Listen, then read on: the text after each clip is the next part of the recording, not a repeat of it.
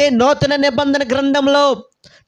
నిబంధన గ్రంథంలో క్రొత్త నిబంధనలో యేసు ప్రభువారు మన కొరకు మానవ రూపిగా భూమి మీదకి దిగి వచ్చిన తర్వాత యేసు ప్రభువారు మన కొరకు శిలువ మరణం చెందితేనే, ఆయన శిలువ రక్తం ద్వారానే నిత్య నరకం నుండి నీవు నేను తప్పించబడ్డాం. హల్లెలూయా, హల్లెలూయా.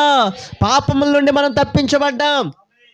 రోగాల నుండి, వ్యసనాల నుండి, కీడు నుండి, నిత్య నరకం నుండి మనం తప్పించబడడానికి యేసు ప్రభువారు పస్కా గొర్రె పిల్లగా ఆయన వధించబడ్డాడు.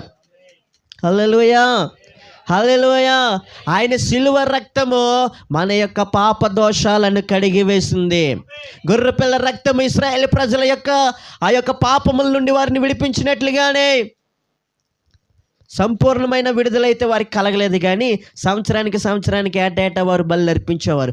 మన కొరకు ఒక్కసారే యేసు ప్రభు శిలువ వేయబడ్డాడు.